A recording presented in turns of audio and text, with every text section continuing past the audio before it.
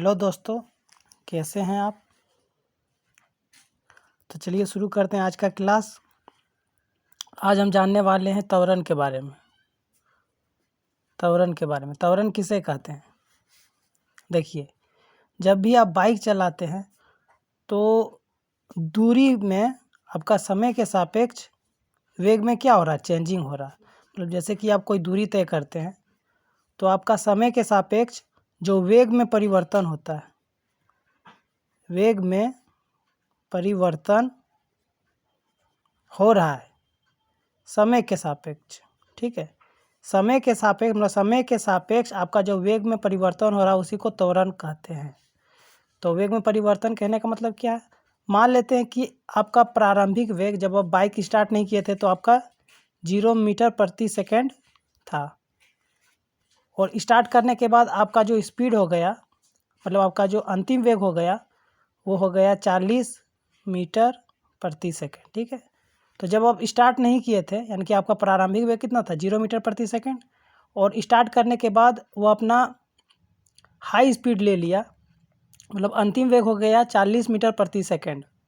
ठीक है, तो इसी वेग में जो चेंजिंग हो रहा है तो कुछ समय लग रहा है, मान लेते हैं 5 सेकंड लगा। तो समय के सापेक्ष जो वेग में जो परिवर्तन हो रहा है उसी को त्वरण कहते हैं। ठीक है, अब चलिए इसको डिफाइन करते हैं। देखिए, वेग में परिवर्तन की दर त्वरण कहलाती है। यानी कि त्वरण को किससे डिनोट करते हैं, ए से, क्योंकि ए को ही बोला जाता है एक्सेलरेशन। ठीक है, इसलिए त्वरण को ए से डिनोट करते हैं। ए बराबर हो रहा है dv/dt, यानी कि वेग में परिवर्तन समय के सापेक्ष वेग में परिवर्तन की दर त्वरण कहलाती है। यानी कि त्वरण बराबर होगा अंतिम वेग माइनस प्रारंभिक वेग बटा समय। अब देखिए, त्वरण का SI मात्रक क्या होता है। तो सबसे पहले ये देखिए कि वेग का SI मात्रक क्या होगा। वेग का SI मात्रक होगा मीटर प्रति सेकंड, पिछले क्लास में बता चुके हैं। और समय का SI मात्रक क्या होगा, सेकंड।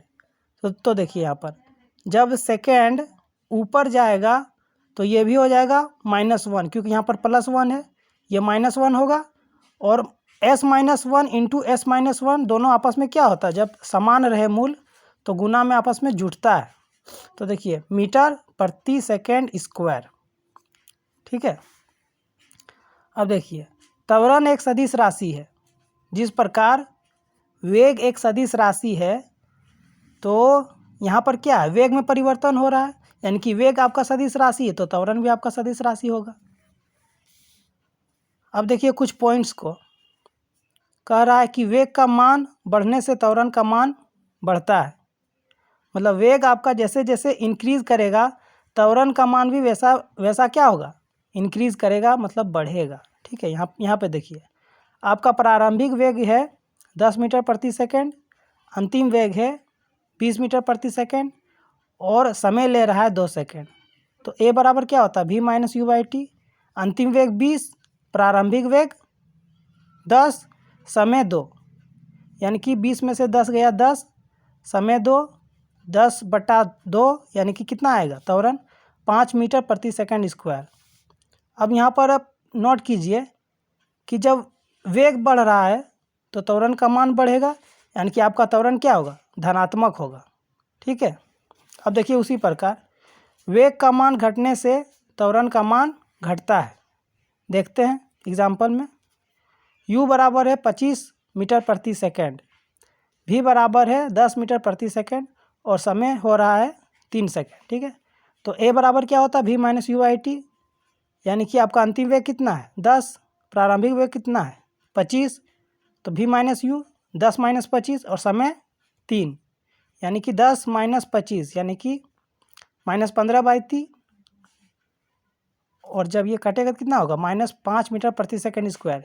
यहाँ पे आप देख रहे हैं कि वेग का मान घटने से त्वरण का मान घटता है, यानी कि आपका त्वरण ऋणात्मक होगा। और एक चीज़ नोट रखिएगा कि ऋणात्मक त्वरण को ही मंदन कहते हैं।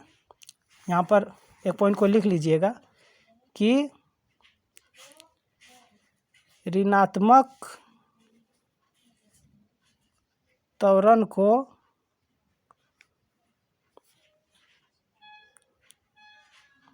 मंदन कहा जाता है।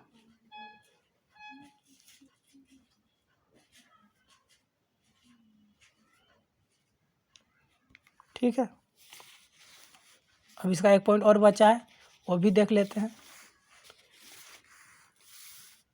देखिए, ये त्वरण का एक पॉइंट है, आखिरी पॉइंट है, देखिएगा। वेग का एक समान मान, वेग का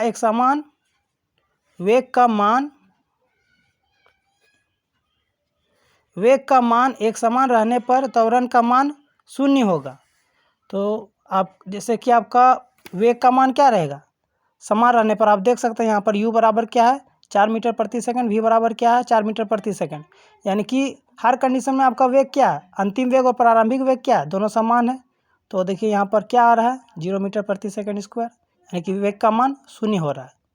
आज के लिए इतना ही रखते हैं, धन्यवाद।